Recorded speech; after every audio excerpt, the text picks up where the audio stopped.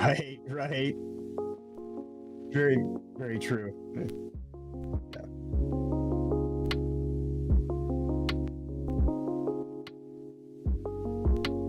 Indeed.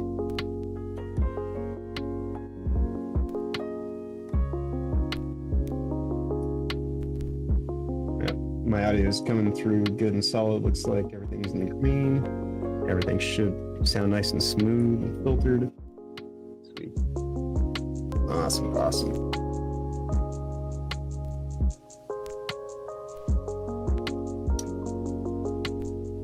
Right. You like that?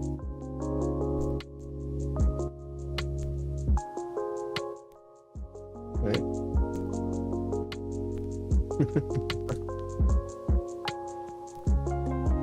That week in culture template actually turned out pretty good, I think. I said the image template. I think it turned out pretty well for doing it overnight. Thankfully, I got like a font bank of like 3,000 fucking fonts. So like that was the hardest thing, was just sitting there and going through them all, trying to find something that looked good to kern with.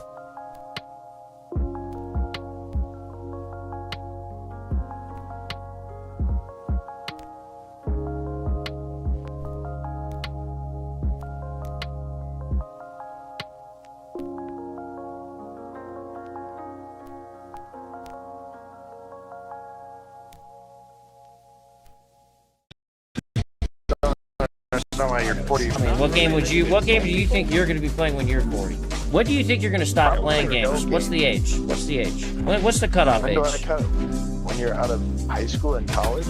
You're a high school kid? Yeah, I'm in high school. Yeah. How old are you? Why does it matter?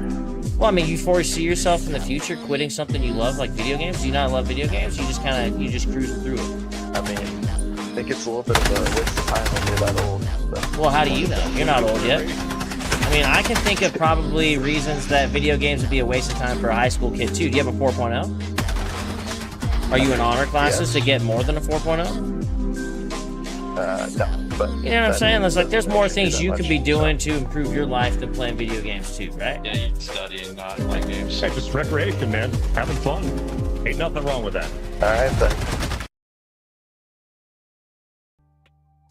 All right. Hello and welcome to Honey Badger Arcade once again for the Week in Culture. I am Brian, using the puppet of Vivian James. No, I'm not confused about my gender, and stop asking that question. And I'm joined by John, the problematic white guy. What's up, John? How you doing? I'm awesome as always. How are you doing today? All right. Yeah, pretty good. Apparently, Fracus Macusmus and some of the guys on Rumble said they could hear us talking during the intro, which is kind of weird. I don't know if it was supposed to be sending out audio there. I mean, I wasn't saying anything condemning anyways, but I thought it was kind of weird that it was like going out. So may have to another thing I gotta add to the list of things I gotta look into. Work in progress. Yeah, maybe we just gotta have the phone call muted until we actually start. Huh? Who knows? Yeah. I say maybe we just mute in the OBS or in the Video Ninja phone. We could, but I mean, the way it should work is that the audio should not be going out through, because OBS is where I control the audio from. But who knows? The one thing I learned from 40 years of electrical, working with computers, is you can't really expect anything to actually work the way it's supposed to. It's all just under the work of magic and gremlins, I'm pretty sure. Yeah, I think that we are mostly flying by the seat of our pants, not knowing what the hell we're doing almost all the time. And once you understand that and accept that, it humbles you, and then you can just carry on and be like, hey man, when nobody gets it. But anyway, only I can master the technical problems. It's like I am both in control and completely out of my mind at the same time. But look, anyway, so we got a big show, lots of topics to cover, and hopefully you guys can hang around for this. I do see a lot of activity in the chat, which fills me with warmth. enjoy and gets this little black heart pumping. So first off, appreciate you guys for coming on the stream. Let's see what we got here. So real quick, we're gonna get into the stories here in just a moment, but I'm just taking a head count. I see you Twitch, I see you Rumble, I see you YouTube. And I don't know, am I not going out on Facebook? I may not have been going out on Facebook. So oh no. Yeah, maybe not. It's okay. Yeah. We'll manage somehow. Yeah. It's not that big of a deal. But okay. Yeah. So anyways, today's show there is going to be a lot of Disney, but I can usually, what I try to do when I do these is like I will talk about the thing that is on people's lips, but I will use it to maybe like talk about something else that's like a little bit bigger than that. Looking at a broader picture, but looking at these microcosms as like I guess you could say my launch point. Yeah, jumping off point. Yeah. Exactly. Yeah. So, if you're bored of Disney, this is not really going to be that much about Disney, if that makes sense. So, and also I think that there's something cathartic about getting your getting your jabs in or saying what you want to say, because this is our culture and we should probably have an opinion on it. So anyway, with all that out of the way, let us talk about things. So first of all, actually, I put this one up first because I thought it was the most interesting. And again, welcome to the chat, guys. But we're looking at this article from LAist.com.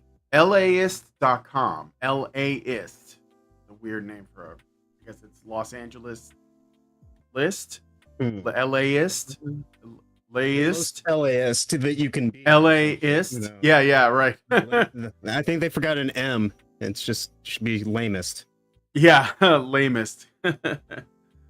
But okay, so we got this article from LAist.com and it's entitled "Sorry Barbie, Hollywood Gets Failing Marks When It Comes to Reflecting Diversity on Screen." Sorry Barbie. So what is this about? Well, I thought it was okay. So I thought it was kind of interesting because essentially there was a study done, because this is what we spend our money on nowadays, our grant money, to determine that despite the fact that the Barbie film made over $1 billion, it was apparently not enough to change the overly masculine Hollywood. This is their claim, that we like find ourselves in. So basically they're saying, well, let's just read through the article. It shouldn't take too long.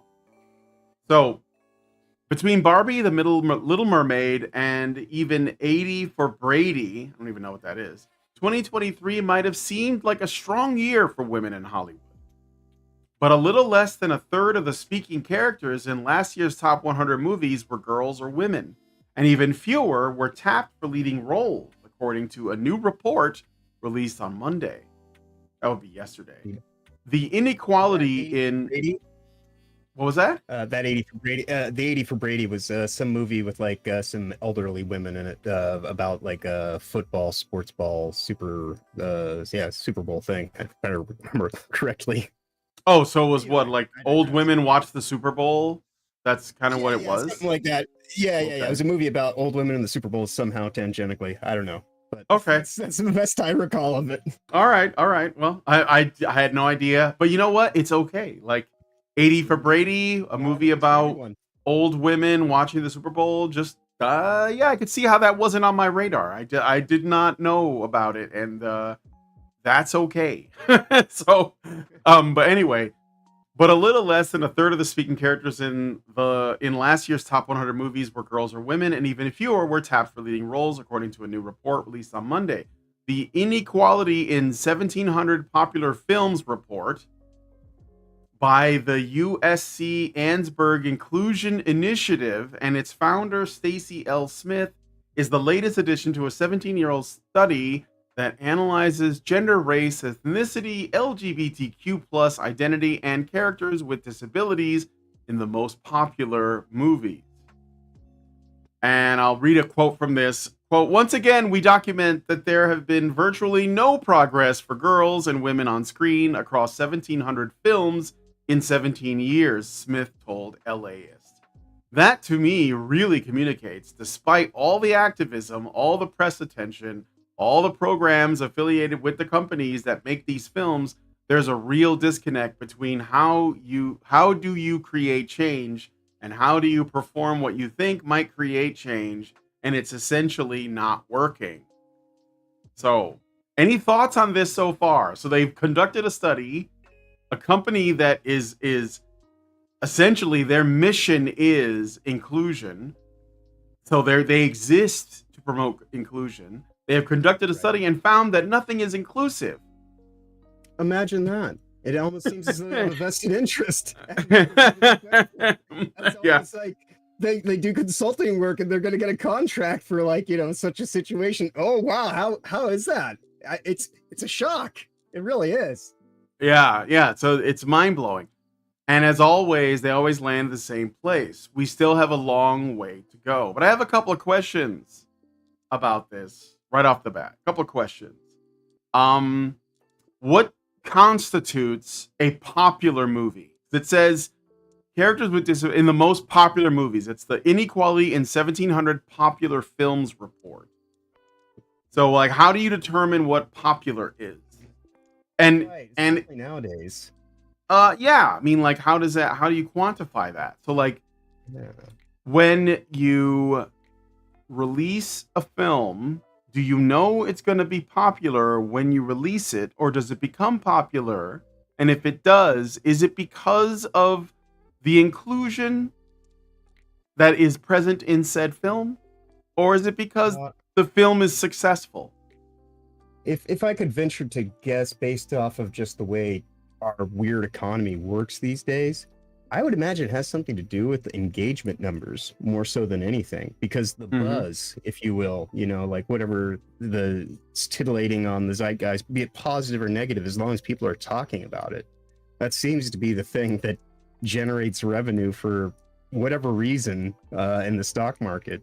So I guess that's what equates to popularities. How much can you just get a rise out of people, whether it's positive or negative?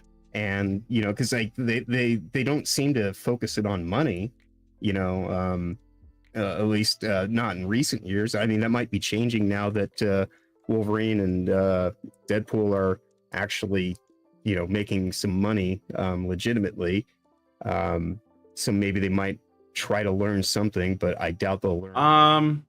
Yeah, just like the problem with Wolverine and Deadpool is that it has Wolverine and Deadpool in it, and those are played by straight white men. Right. Despite all of the sort of gay potty humor that is in the film, it is still a straight white man film, and this is a problem. And we'll get to that because there's some. I don't know if these are like confirmed, so I'm gonna say they're rumors for now. But there are.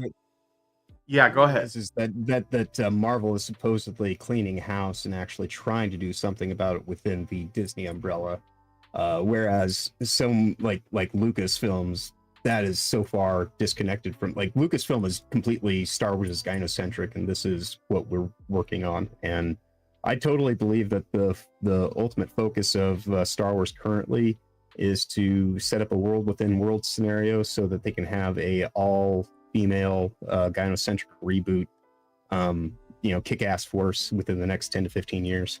Yes, for sure. Well, that's what they of course, but this is the thing, and this is like what it was in Gamergate, this is what it is in MCU and the Star Wars and all these other intellectual properties. He-Man, name, you could pick whatever. Ninja Turtles. It's always from these people, it's always been about trying to create a market from nothing instead of responding to an existing market. And so whenever you try to create a new market, like we're gonna, and this was actually, they said this, I watched a video about it where, we already know that Kathleen Kennedy said from the beginning when they bought Lucasfilm that this was about, it's not just the Force is female wasn't just the tagline, it was the goal. Like they basically said Star Wars has always been for boys and we're going to try to reach girls. Right. And that was what the attempt was. But where they make the mistake is that Star Wars wasn't really for boys. And this is not, I don't know if this is going to be a popular or like understood sentiment that I'm about to make here, but because I was watching, I watched Furiosa with Lindsay yesterday, and we finally like managed to sit down and watch it. And when it was over, I enjoyed the action sequences a lot because George Miller is very good at shooting those things, but the plot was lacking like a lot. And I was sitting there with Lindsay and I said, I feel like somebody just said to George Miller, we need a Furiosa movie because female representation. Now, it wasn't like a super woke movie by any stretch. Don't get it twisted. He wasn't obviously taking a page out of the Marvels or She-Hulk or anything like that. But it was like he was trying to build something of substance out of not a lot. It was like he didn't have a lot of material to work with. So it kind of came across as a bit generic and frankly inferior to Fury Road, which I also have my own like other little nitpicks with. But what I'm getting at though is ultimately this was about what I think that Furiosa is an example of. And I know that people like the Critical Drinker and stuff have said they liked it, but I think that they really want it to work, like where it's like we'll make a movie for women and it'll be a success and then I'll support it and then everyone will see that I'm not sexist or whatever. But that's not really the problem. The problem is that there's a presumption in content that is popular with men, which is that it was made for men. And I said this to Lindsay, I said, because we're talking about it, and I was like, what's a movie franchise that you think is explicitly made for men? Like a male director sat down and said, I'm going to make this and I'm going to make this for men. Like that doesn't happen.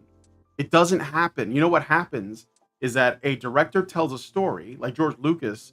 No one could convince him that Star Wars was meant for boys because he never felt that way.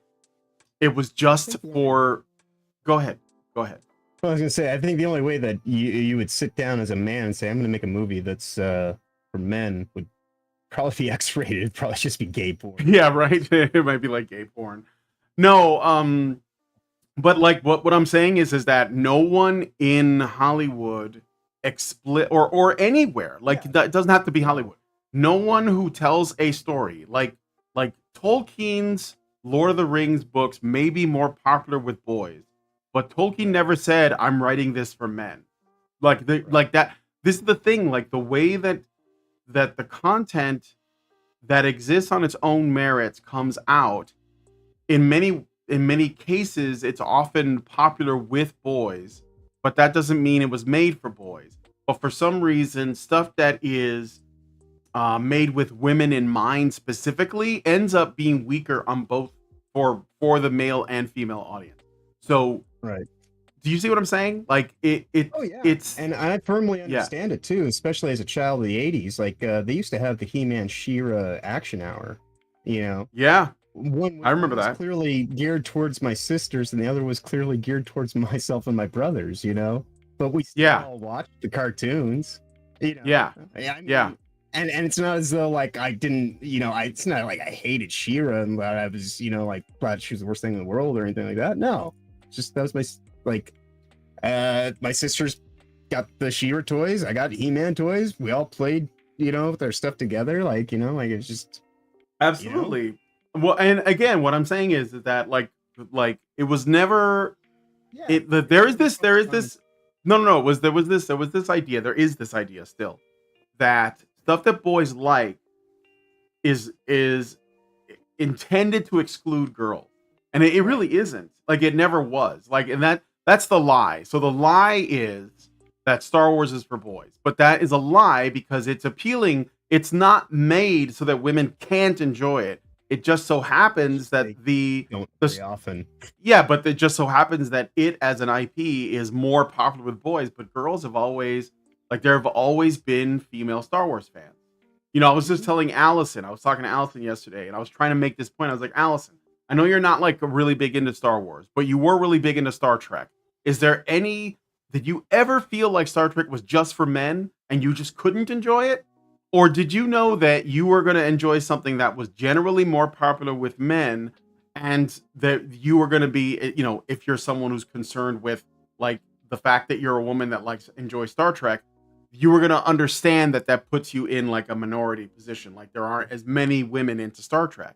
And she was like, well, yeah, that's fine. I was like, yes, it is fine, because if you're into it, it doesn't matter. Like you're not concerned with like how many of the girls are into the thing that I'm into. But this seems to be a uniquely female thing to do that, because men generally don't care. Like there are bronies and they exist, right? So like, but they're not like, why aren't there more boys into My Little Pony? They're just like, well, I'm into this, and that's it. Historically speaking, you know, stories used to be about what was considered the human condition, and the idea that anybody could identify with, you know, the main subjects at play, because we're all human, and that's like the humanizing element of it, and like the thing that like you can actually like, you know, learn a little bit of empathy and all this kind of stuff. All this identity politics rhetoric is just that. It is specifically for the division. As much as they want to sit here and talk about how important everyone is, well, if everybody's so important, then why are you trying to like make it so that everybody's so neurotic that we can't all just get along and like actually like, you know, like see the benefit in each other? Because like you make everybody like, you know, so needlessly defensive about like all this little shit that doesn't really pertain to much in terms of who they actually are as people in the human condition sense. And if we could all focus on those kinds of things, then we'd all be allowed to like kind of have our personalities and characters flourish and be able to stand out more like as individuals. So like the whole idea behind identity politics is a complete misdirect, because it lands you at 180 degrees opposite of what you even think you're going after, because it's all about debasement and dehumanization, and ultimately, you know, putting you up against the wall and saying, thanks for your time, useful idiot. Now, like, you know, we're on to the next problem. Yeah. You know, yeah, for sure. It's hilarious. Well, it is true. And that's the thing that I think that all of this stuff, this inclusion list that we're talking about, it is intended to set us against each other and like engage in a fight that no one is in. So like you were saying, you know, most of the best stories are about the human condition, and those are the ones that are successful, and they're not gendered stories. But this is the thing that's really sad, is that women are actually being fed this line that they have to have something for them, because everything else, the way they'll frame it, is the default setting is masculine coded, right? And so the women have to be like they have to be at odds with that. Otherwise, they're not going to be served by it. And this is obviously a lie, because again, you know, like Lindsay and I were talking about the movie Die Hard, and she likes to, or like, let's say she likes to watch Rocky. That's one of her favorite movies. Does that mean that Rocky's for women? No. Right? And it's not. And people might say, well, you know, more men watch it, therefore it's for men. But you see, that's the mistake you're making. Just because more of a certain kind of person enjoys something doesn't mean it's made for that person. Right. It just means that it appeals to that, you know, to that demographic more. I mean, like, you know, I was thinking about what kinds of movies or what kinds of content do women tend to enjoy more. And I think that what women tend to enjoy more is stuff that has to do with interpersonal relationships. Women love soap operas, tables eating pie, and dramas and things like that. Yeah, but like the thing about that, and that storytelling does have its place. But the thing about the interrelational conflicts that women like to enjoy from things like soap operas and dramas, and you know, even like, I don't know, shows like The Sopranos, because they like to see the interpersonal dynamics play out, and that's what interests them. But those are almost like in terms of like how they're constructed, they are a better fit for something like a television series as opposed to a film. And the reason is because with films, you have like, you're telling a shorter story, like an hour and a half, 2 hours, with a bigger budget, with more spectacular. Yeah, and it's a little bit more sort of, there's more spectacle and stuff. And so men are drawn to that because we want to, be entered of a movie. Yes, we want to see the conflict. Pacing. Yeah, right. Unless you're writing like My Dinner with Andre, and you're like actually that good to write something where you're just sitting at a table for 2 hours talking about the events of the world and like how like it all just kind of like goes about, like, and that's not most writers in Hollywood these days. It's simply not, And yeah, unfortunately, I remember watching this stuff evolve firsthand because like I've mentioned before, my time in art school, our head of our department for year one of game design and was a woman who was tapped specifically to become the head of the Women in Games special interest group backed by the IGDA, and it was just basically like this whole culmination ceremony. And so like and she was beating the drum loudly every single class about how like the girls and the women that were there in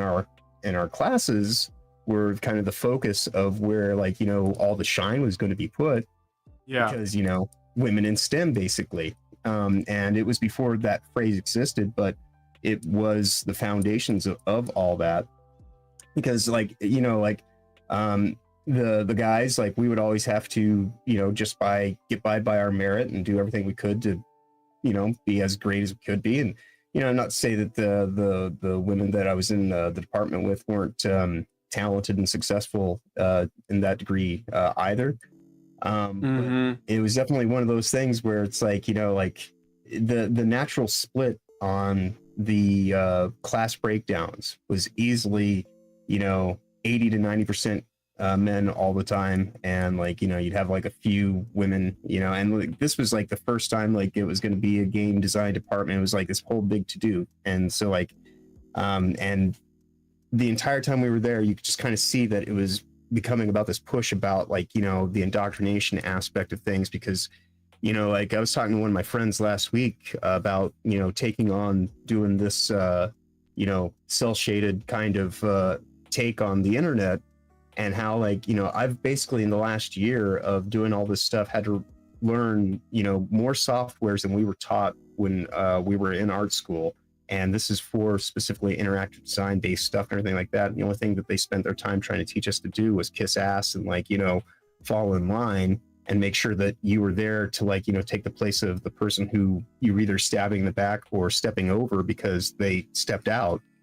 And that's like not the purpose of what should be entertainment mediums. Like there should be artistic integrity and things like that at play, and like you should just be kind of focused on excelling artists. But unfortunately, I think that when you start making these things be more corporatized and profit driven and everything like that, it becomes about the process. And so you go from having what used to be projects that were like, this is my artistic project and I'm driven by my passion, to this is our quarterly product and it's driven by X, Y, and Z and all this marketing data and all this weird kind of consulting firm data that we've gotten from people that have vested interests, like we're talking about right now.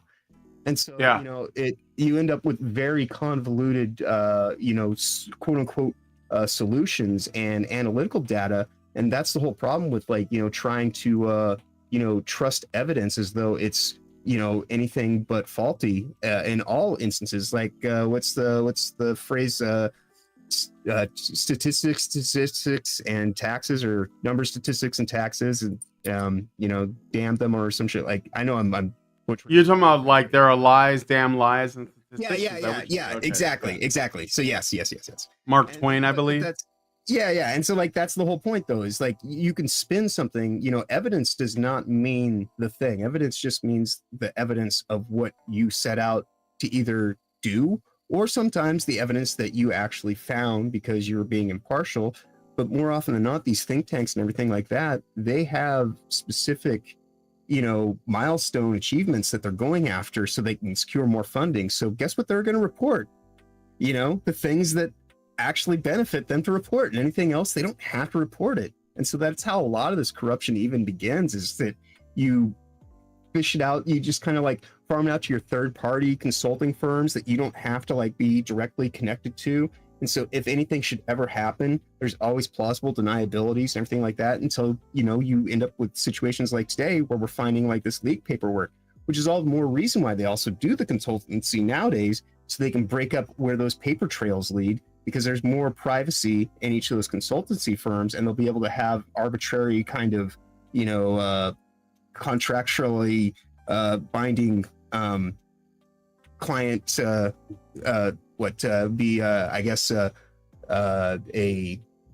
it's like a lawyer client relationship, where it would be held God, I can't even talk today. That's okay. Yeah, but like it would be something that would be held completely private, and like unless you have like like the ushering of a court such as this, like that would all be stuff that you couldn't get access to. And so like that's the idea, is to try to make as much of this as opaque and hidden behind hidden agents and actuaries as possible. Yeah, and NDAs and all that. Yeah. Right. Yeah. All right, let's look at the more. This is just the summary of the report. I'm going to go back to the reaction screen here. It says, this is basically how they conducted this report. More than 5,000 speaking characters were analyzed for gender. And the report found that only 30 of the top 100 films cast a girl or woman as a lead or co-lead. So 30 of the top 100. So that's a minority, but it's not terrible. That's substantially lower than the year before, but on par with 2010. Of those 30 films, less than half of the female roles were filled by an underrepresented racial or ethnic group, and only 3 films had a leading or co-leading woman who was 45 years or older. Kerry Russell, Via Nardalos, and Salma Hayek. For comparison, more than 2/3 of the speaking roles went to men or boys, while non-binary characters were featured in less than 1% of last year's top films. If the industry wants to survive its current moment, it must examine its failure to employ half the population on screen, Smith said in a statement. So self-fulfilling prophecy stuff again. I mean, like, so they're saying, all right, it's astroturfing. We have to hire them first before they have the merit and the talent, the skill and the ability and the experience. So we have to just go get these, Reddit trolls and Tumblristas and all this kind of stuff, and just like give them jobs.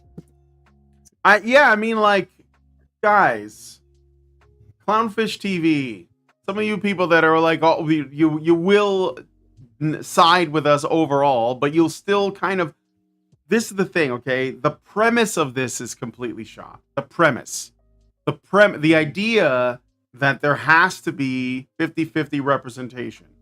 Like, first of all, is your beef with the audience? Like, is it with us, with society? Or is your beef with Hollywood? Because they're the ones ultimately making the calls about what gets made and what doesn't. And I think that this is the disconnect, because it always comes out like this. These activist types, they want to blame the world for the problems of the people in their little elite group, their little circle. Where it's like, oh, I'm not getting, like, what was it? The actress, Jennifer Lawrence. I think it was Jennifer Lawrence. She complained about getting less money than Leonardo DiCaprio on something that they worked on together, right? But she made more than Chris Pratt. Chris Pratt, yep. Yeah, she made like way more than Chris Pratt on that one movie where they're like, I don't know what it's called. They're in space or something. I didn't watch it. Well, so I think that, there's just I'll let you get back. No, go ahead. I think there's this thing where it's like a lot of people are very like you're unable to see past the haze of your own projection, and so like, a lot of people end up misdiagnosing a lot of things as everyone else, when it's just like their own bubble of what they filter everything through, and so they see it in everything because it's what they put in everything. Exactly. Well, yeah, exactly. But there is like this it's like they okay. So here's the thing that I think about Hollywood. The truth about Hollywood is it's a cesspool of leeches and parasites. And what they do is everyone who works there is trying to get the most clout, the most fame, or the most money for their work. They want to be legends. They want to be as well known as the classics like Audrey Hepburn and Humphrey Bogart. They want to become legends in their lifetime. And some of them have talent and they work hard and they get it done. But a lot of them are not like that at all. And they're all about using all the leverage and connections they can get their hands on, which is why all of this stuff, for example, with Harvey Weinstein happened, where you had all these women that were willing to touch his octopussoir in order to make it big in Hollywood. And he, of course, obliged, and they did it. Mm-hmm. And then they became famous. And then they turned on him and were like, oh my God, he's so disgusting, because it was no longer profitable clout wise to basically get on his jock. And so they went against it because everything just kind of imploded, and all of the cockroaches are scrambling because the lights came on, and they're all trying to find something new to attach themselves to. And the whole Me Too movement is that. The whole thing is women who sold their bodies, and some men who sold their bodies as well, to get roles, to basically get clout and become famous and be made into celebrities, because it wasn't organic. They were made that way, Lisa Brighton would say, yeah, well, it wasn't genuine. No one, I used to work in theater, and I worked with people. I only did it for a year, but I got to work on with a few people who were extremely talented. When I say that, I mean they were triple threats. They could sing, they could dance, they could play instruments, they could act. They did the whole thing, and they did it live, and they did it 4 or 5 nights a week every time, right? So this isn't going to a set and just saying the line until they decide that they're going to use it, because that's way easier, but it gets you less fame. And so these people, they're not talented. So what they do is they just try to leverage, they try to blackmail each other, they bribe, they seduce, they whatever.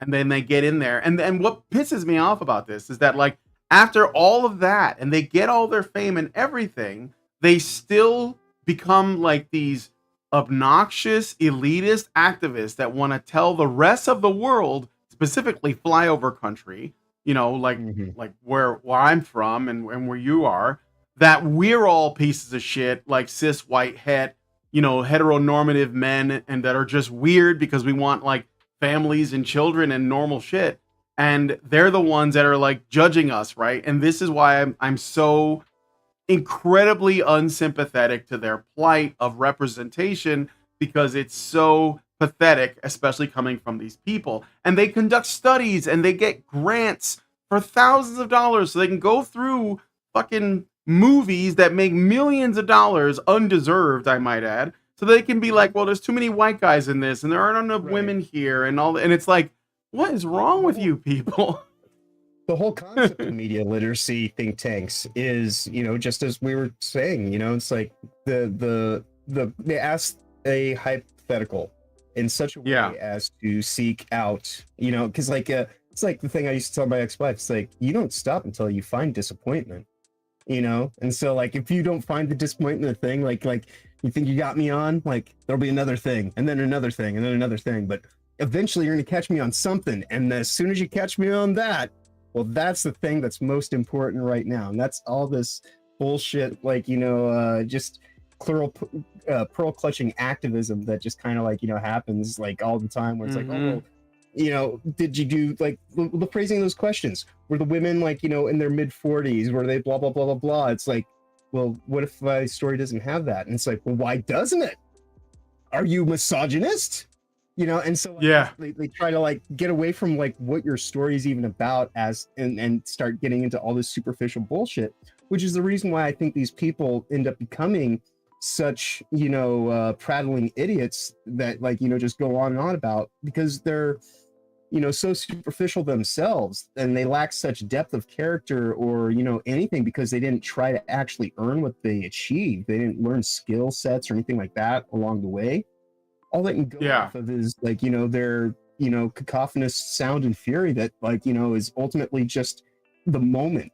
And in that moment is fleeting. And so all they can do is just shout louder and be more and more of a, asinine looking clown as the days go by, because it's the only way to keep people, captivated at that point in time. Because it's like, especially in the clown show that we live in nowadays, like you have to be a really big clown to stand out, Yep. I mean, you can't just be getting away with like the stuff that used to be, and that's like, because I mean the world's so flipped nowadays that when you think about what it is to be, somebody who's considered edgy and rebellious, somebody who just wants to have a family, and like, not all this other bullshit. It's like that's considered to be like the most outlaw rebellious thing you can be in America right now. It's just like somebody who's just kind of like, sure, it would be nice if I could just not be fucked with.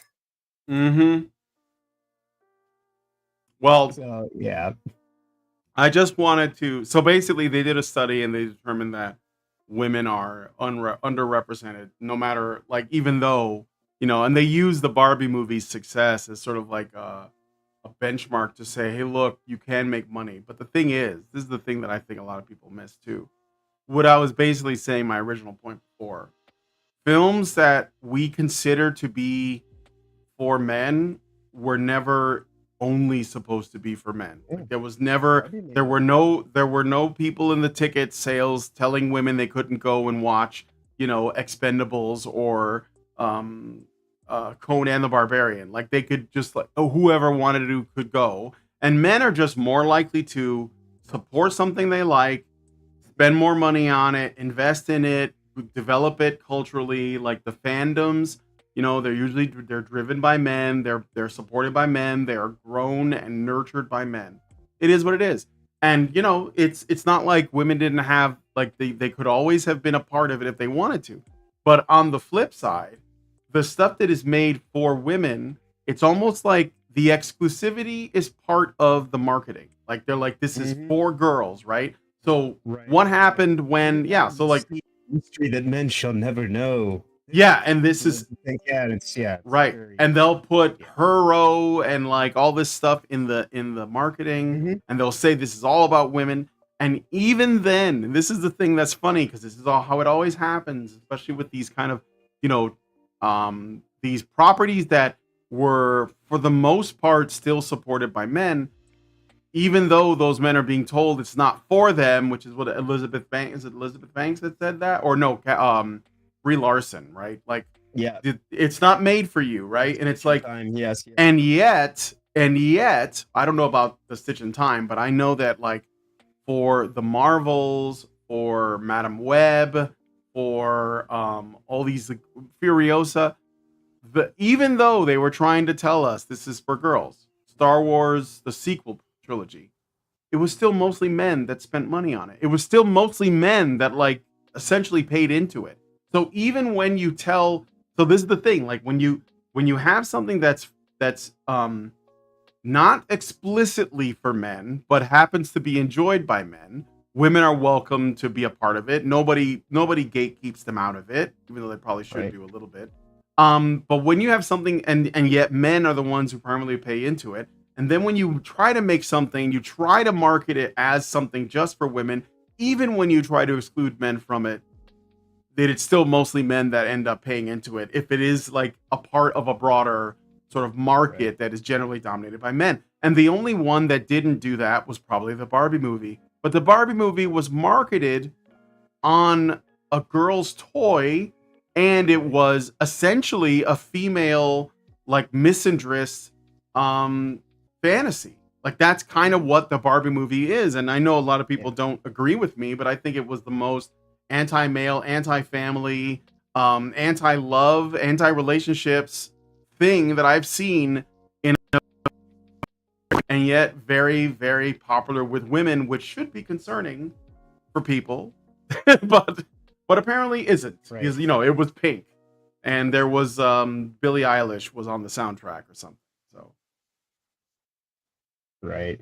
Yeah. Well, I mean, even with the Barbie movie, even though women definitely were the primary viewing audience, for it, being a woman centered kind of narrative and story, the male attending audience was actually still pretty high. It was. So A lot of men went as date nights or whatever, but yeah. And then like, you know, and there was like that whole like Barbenheimer weekend that everybody was doing at the time last year. Yeah, Barbenheimer. It was, you know, and so, you know, like a lot of the stuff that they do, you know, is they set it up so they can complain, oh, men aren't coming. If the men do show up, then they won't say anything about it at that point in time because they already conveniently did what they wanted to do, which was shit on men. And then if the men don't come, and then it's like, well, why don't you support us women? It's, well, because you just told us that you didn't want our support and you didn't need it. And so we were like, all right, well, I'll just let you do your thing. And then it's like, well, but it's like, well, just be upfront. You know, like if you think that it's like, you know, because that's the whole thing about like these feminine study courses they do for women's literacy or like, you know, media literacy and things like that. It's like you obviously have an agenda from the onset, but they act as though like you're discovering something when you go to these classes. It's like, oh, well, you're going to learn about this. It's like, am I going to learn about this because that's the focus of the class? Or is this like actually like the thing that I would learn about because I would just say, oh, you know what? I've looked at this and this, I pieced it together and like, and then you just have like, and if that were actually the case, you wouldn't need a class on it because that would just be the consensus people would come to just from like, you know, like seeing it through.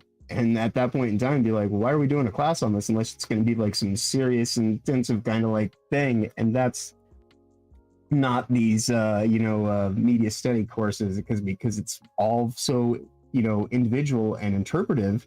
There's a way that it could actually have that level of depth because it is just really like, you know, a subjective focus of a degree. So when people start talking about like your pointless liberal arts degree, they're talking specifically about the people who do like, you know, like these liberal arts studies classes where it's not even about like actually making substantial physical art, you know, it's just the, oh, I'm going to be an analytical ideologue or like, you know, some, you know, pedantic asshat that wants to become a professor somewhere someday and be so clouded by my academic knowledge that I can just be ignorant to anything that doesn't fall in line with what I consider to be up to my standards. Which in and of itself just creates a whole different kind of like you're basically the, you know, supposed slack-jawed redneck that you think that you're, you know, anything but. You're exactly that because you can't see past your own experience and your own like, you know, just realm of comfort, and you're not willing to take any other perspective, even if whether it's right or wrong, into consideration just to like, you know, sharpen your own sword, so to speak. You know, that's the big issue with a lot of these things is they don't encourage proactive, open discussion because we live in a censorship society that's just trying to like keep everybody, you know, on a, you know, watch list of this is what's approved to speak. And as long as you say the words from the pool that we allow you to swim in, by all means, you know, drink up, get wet, whatever. But as soon as you start like, you know, dabbling your, you know, toe into the deeper end of the pool with the stuff that's too questionable and they consider the dark deep water or the deep waters of it all, then you're gonna throw in every you know every bodyguard or not bodyguard but every lifeguard they can find and everything like that to pull you out before you even like, you know, have a chance to swim. And you know, that's the situation that we're dealing with right now is they don't want anybody to know how to swim to begin with, and so they're keeping everybody in the shallow end and trying to like, you know, like take off people's toes basically, and like anything that's like, oh well, you know, I will always keep coming back to Harrison Bergeron, especially in the year 2024, because that's what our life is anymore. Is just, oh, how can I make myself more, you know, the pinnacle of mediocrity? How can I be more rounded off at the edges and just the same, and you know, a little bit more gray and beige in my day-to-day existence, and that will be my pathway to like, you know, friendship and security and like all this kind of stuff that I would want for. I just have to give up my actual ability to experience life as an individual, but I can have an identity. Woo! Yeah. I put it my pronouns in my bio, and it'll be all that I am. Yay. All right. Well, No, that's good. Let me just see here. So that was, so it's okay. It's all right. We're good. So that was, well, I wanted to definitely make a comment about that because these studies they're essentially made by groups in order to perpetuate the need for their own existence. And is nothing new, but I thought I would share it. And that's why I say, if you come across something like this, like these studies, I see people, they try to refute them with like facts and logic and all that. Look, No, just you have to understand this is, consider the source. It's ridiculous. Don't even bother to engage. Just ridicule and move on. Just make fun of them for being ridiculous and silly and moronic and move on. Yeah. Because like, it used to be the case If that there's someone of any talent, skill, or ability, they'll take that ridicule and they'll actually spin it into something good. Otherwise, they'll fold and expose themselves for the charlatan that they were in the first place. right, they'll learn from it in some way. If they are people of integrity, which most of the time they're not. And so like that's why, again, it's just better to just ridicule. Don't bother entertaining it. Don't get upset. Like that's another thing that I see a lot is people are like, people who are not fans of brand X are istophobes, and people feel the need to be like, well, let me explain to you exactly why I'm not one of those istophobes. It's like, no, you're being ridiculous. They're only telling you this because it controls your behavior. When you react by trying to when you explain yourself, you are actually giving them exactly what they want. You are validating this. This is like what I saw. Was it a Star Wars Theory?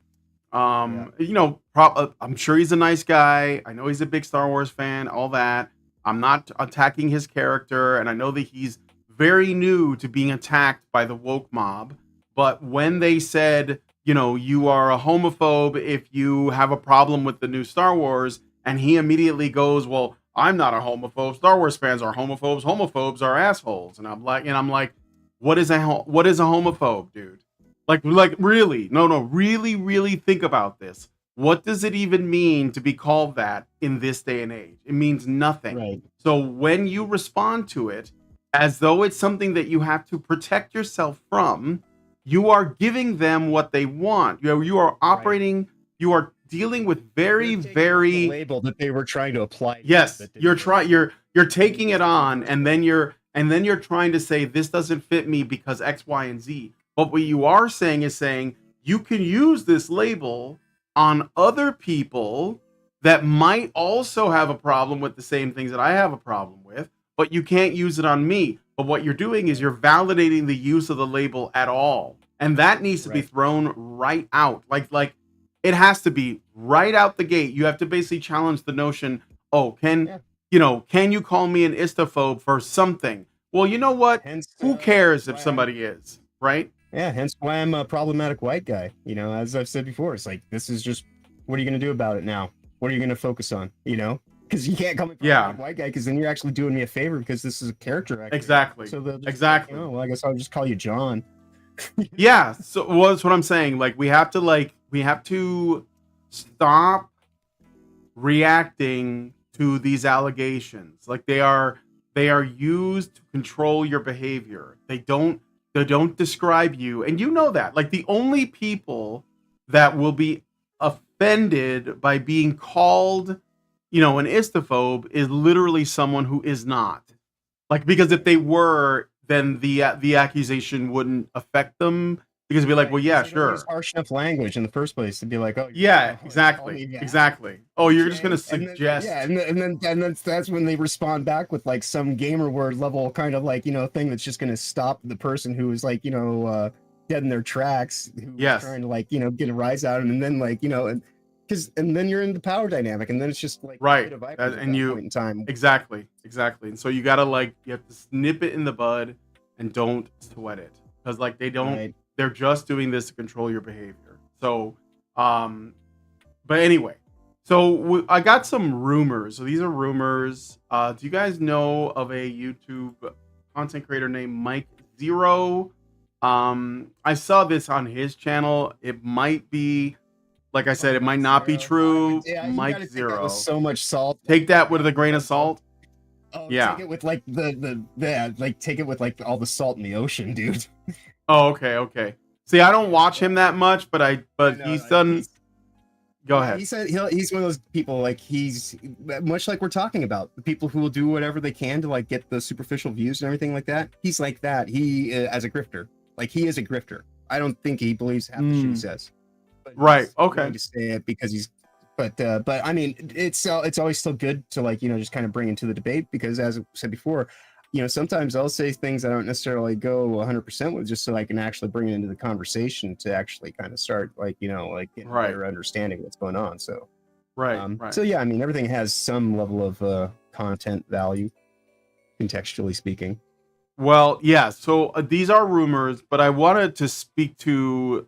I'll tell you what the rumors are, and take it or leave it, like whether or not it's true. And I don't think Mike Zero is the only person sharing it, so who knows, right? But the rumor is, so we got this new Deadpool and Wolverine movie, right? Now, in the Deadpool and Wolverine movie, because you had like at least two different factions trying to get a movie made. One is obviously Disney, Marvel Disney. They wanted a movie that was going to make them money for a change, because all the Marvel movies have been flops, like very disappointing. Yeah. Nobody watched them. I haven't watched one since, I don't even know. Like, I think I saw Guardians 3 like for free like not long ago, and it was all right. Because there's with my nephew. Yeah, the Spider-Man. I avoided, but that was it. Like I avoided everything after like Endgame, and I even have criticisms of movies before that. But I haven't really been at all like engaged. And but what I do know is that they do have a lot of established lore since the end of since whenever I stopped watching and whatever's going on now. And so you have like Disney, Marvel trying to still hold on to whatever they think has any worth, or like something that brings their world together in terms of some kind of cohesion. And then you have what Ryan Reynolds wants to do. And so what Ryan Reynolds wanted to do is he and the director, whose name is Levy, they had a specific vision, because the Deadpool movies were kind of always outside of the MCU. They weren't MCU movies, they were Fox movies. And that was because, at the time, Fox still owned some rights to the X-Men, or maybe all the rights, I don't really know. But the Deadpool movies were a separate animal, right? And I liked them. I thought they were fine. The first two, right? Yeah. So Ryan Reynolds, like everybody, wanted to make it work. And I think that the thing is that I watched an interview that he did with Hugh Jackman about a week ago, and they were talking about like the craft. And Ryan Reynolds, I could tell by the interview that he was somebody who really did care about making this movie as a labor of love, because he's friends with Hugh Jackman, and Hugh Jackman loves playing Wolverine, like still, like he loves playing that character. And so they were talking about like what is the thing that is the problem with making films today, versus what the kind of things that he wants to do. And Ryan Reynolds always had this mindset, at least according to the interview, where he was like, I like to keep the projects small and focused with like, a handful of people that have a really like clear vision of what they want, and they're just focused on it, laser focused, and getting it done, right? And that was what he said in the interview that I watched with him and Jackman, what he wanted to accomplish with Deadpool and Wolverine, but he was working within the MCU framework because he wanted to bring it over, right? Because for whatever reason, I think that was the only way he can get it done. So he said that one of his biggest criticisms was the budgets for these movies. They just get bigger and bigger, and what happens is they get lost, and you lose focus on what is important. And to him, he said it's all about the characters, the relationships, the dialogue, those kinds of things. The budgets and the spectacle is less important to him, which I think is correct. I think that is a if you look at some of the greatest films in our history, they were made with like very small budgets, or they were constantly running into problems. Like I remember, well, as I mentioned earlier, My Dinner with Andre, two guys Yeah. at the table. You know, like the setup is like a walk to a restaurant, sitting down at the restaurant, and then you're at like, you know, the culmination of like, you know, this is what the movie is, and now you're sitting at the table and you're just listening to these two guys like talk about like, you know, like how they interact in the world today.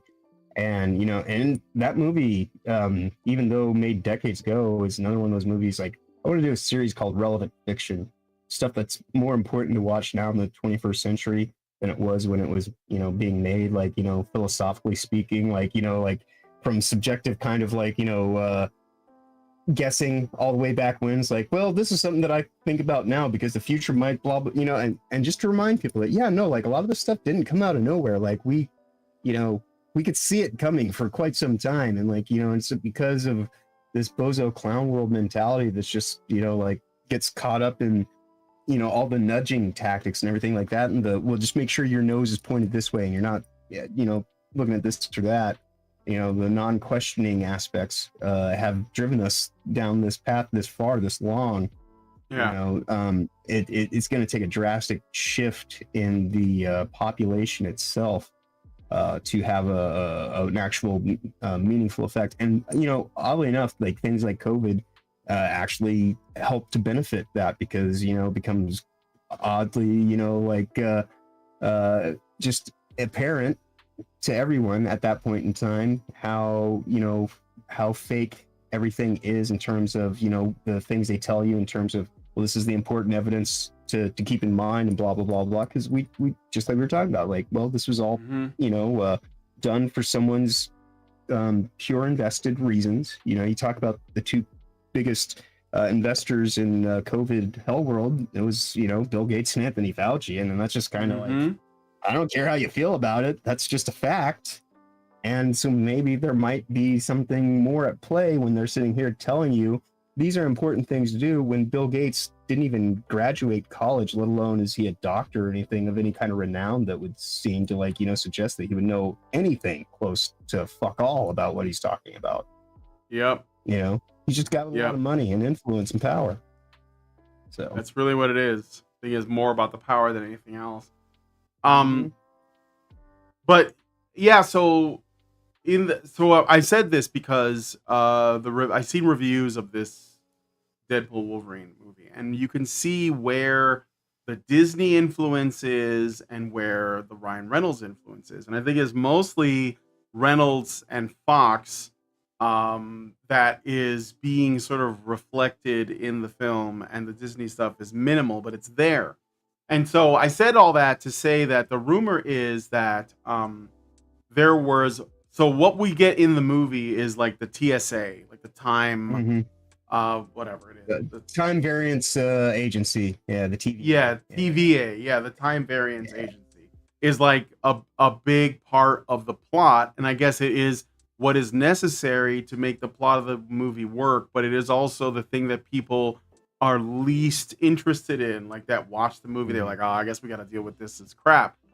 But like in all of this, there was some other rumors that Marvel wanted more of the sort of like female representation of their universe in the movie. And this is the rumor. The rumor is Brie Larson and Tatiana Maslany. So Tatiana Maslany is the actress that plays She-Hulk on the She-Hulk show. Are reported to be unhappy with Ryan Reynolds' decision of editing out the cameos of Captain Marvel and She-Hulk from Deadpool and Wolverine. It is also reported that Brie Larson is forcing Disney and Marvel executives to take legal action against Ryan Reynolds. However, Ryan, who took the entire responsibility of Deadpool and Wolverine, feels that their scenes are not necessary and might disturb the flow of the movie. And so there is supposed to be like, you know, there are scenes, supposedly, there's a rumor, of She-Hulk and Captain Marvel that are on the cutting room floor that may reemerge on like a DVD special edition or something like that. Well, I mean, they should be happy for that. You know, movies get cut in editing all the time. They do. Like that's right. And to think that you're going to have any say, you know, like that's the whole thing. Especially when it comes to these MCU movies, there are no director's cuts. So the most you're going to get is cut footage things, you know. And there is always cut footage, and a lot of times they don't necessarily even put out the footage reel, you know, and that's just the way Disney operates. So, you know, with it, the only thing that's going to like change that in this instance is Deadpool movies do have a, you know, track record of including a blooper reel, so I'm sure they're going to, and maybe that in and of itself is a whole reason to entice people to actually buy the digital, you know, release, or, you know, a DVD or Blu-ray, what have you, because you're going to be able to see stuff that wasn't included in the feature at the movie theater. You know, like they used to just kind of consider these things like, yeah, this is something extra. Like I was talking to people. For sure. What I'm doing with this, how like, you know, like if once things actually start going well enough, I'd like to just record myself while we're doing the process of doing these things. And then those will just be like for members only kind of videos. Like if you want to see a behind the, you know, scenes footage of what I'm doing, and you know, support me, by all means, here, check this out, you know. But then one of my friends is like, but you're not going to give that to everybody. I'm like, it's something I wouldn't give in the first place. You know? So, you know, it's like, it's like, it's something extra. And so like, if you have a scene that doesn't work for whatever reason, be it your wood plank acting or like, you know, some other technical reason, or it's just not working with the flow of the overall actual context of the story and the plotting and the pacing and everything that's important to get that tight 90 to at most 2 hour, you know, 90-minute, 2 hour time frame, get people in and out before like, you know, like they've starting to drag too much and not had enough time to actually like put some substance into it. There's a sweet spot when it comes to doing a movie right. And, you know, the last few years they've been bloated and way like self-indulgent and all this kind of stuff. And so, you know, that's where that kind of mentality comes from, where it's like, well, we should be able to have my scene in there because, you know, like, why is my scene not as important as public? Because it's not about you. The movie's called Deadpool and Wolverine, not, you know, Brie Larson and Tatiana Maslany have a fucking cameo, you know. That's not the name of the movie, and nobody cares about it. Like, try not to suck so much when, like, you actually do something, and maybe you'll be rewarded with more opportunities.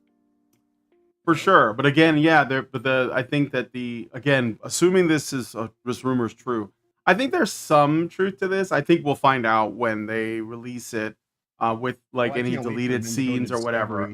I kind of want to see that, but like the thing that there is something interesting here because the She-Hulk in the comics, She-Hulk often broke the fourth wall. It was the whole purpose of the books that were the run that was being illustrated by John Byrne, who was one of my favorite comic book artists of all time. And he was doing that run in like the late 80s with She-Hulk. And because She-Hulk traditionally broke the fourth wall back then, to have her have an interaction with Deadpool is like completely like, you know, like appropriate. Unfortunately though, the She-Hulk show sucked really bad, and part of it is because of Tatiana Maslany. So like you have, it's an unfortunate miss too. Yes, the fourth wall breaking wasn't good either. That fourth wall breaking scene in that series, that's one of the things that is one of the biggest offenses in Marvel's MCU dynasty in all of Phase 4. That scene right there fundamentally breaks so much, you know, that it's just like at that point in time, like it was all utterly worthless because now everybody knows like, oh, we're not actually heroes. Like they don't have the verisimilitude of the moment. They don't care about the setting of their own story enough to actually like, and so they try to do this meta thing, only ultimately destroying everything that had been made for like, you know, the last 10 plus years that was supposed to be committed to the idea that this is actually like a salient, like, you know, story within the context of itself. But no, it's like, you know, just this thing that's being generated algorithmically based on market data and all this kind of stuff and done quite badly. And they just outright just said as much. And because they said as much and put it in a scene, we're supposed to find that to be humorous and clever. And that not like a self-admission that is trying to lampshade what the hell went wrong with the whole situation. you know. And so, Mhm. yeah, I don't want somebody who doesn't even understand how to do fourth wall breaks coming into a movie that's contingent on the whole concept being a giant fourth wall break, because you actually at least have to care about like all the things that are going on within that, you know, multifaceted space that you're accessing. And if you just treat it like, you know, so flippantly as, you know, something that you just kind of like lean to and then conveniently step away from, you know, in a contrived manner, then you end up with what is shit Hulk, as I call it, you know. And Yep. that shows one of the worst. Yep. Yeah, and it was like you said, it was well, I guess what I'm essentially doing is lamenting that there was a missed opportunity for something good, if it was good like to Right. begin with, but like because they dropped the ball on She-Hulk altogether, which was disappointing because again, She-Hulk is the favorite from my childhood, like when I was reading comics. But I knew when they said they were going to do it, I knew that there was no way it was going to do it justice, simply because you could see the writing on the wall with the politics and You know, the way that to use an like analogy, Hollywood is. if she wanted to take those steps, she should have built her own ladder or brought it and actually climbed to those heights. You know, and if you're not going to do that, don't expect somebody to just put you up on that rung, you know, because, oh, I did it once. Yeah, well, were you able to make it up to the second floor?